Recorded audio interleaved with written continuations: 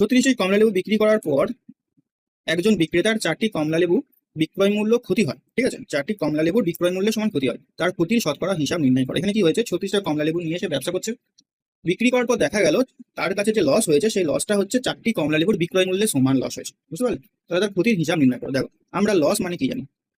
আমরা লস যদি বের করতে চাই তাহলে আমাকে ক্রয় মূল্য থেকে বিক্রয় মূল্য বাদ দিতে হবে, তাহলেই হবে লস। ক্রয় মূল্যটা বড় হবে, বিক্রয় মূল্যটা ছোট হবে।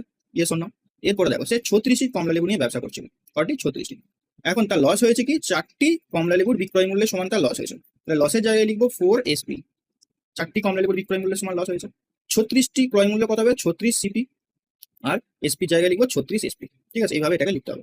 বেসিকটা আমি ভালোভাবে ক্লিয়ার করেছি, এখানে আর বলছি না, অবশ্যই তুমি সেই ভিডিওটা দেখবে অ্যাটলিস্ট, বা আমাদের যে পেড কোর্স রয়েছে সেখানেও ভর্তি হতে পারো। সো দেখো, এখানে 36CP, সিপি গুলোকে একদিকে নিয়ে যাও, এসপি গুলোকে একদিকে নিয়ে যাও, তাহলে 36, এখানে 4 মানে 40SP সমান সমান 36CP। ঠিক আছে, 4 দিয়ে কাটবে এটাকে, 4 10 40, 4 9 36, মানে বিক্রয় মূল্য 9 টাকা হলে ক্রয় মূল্য হবে 10 টাকা।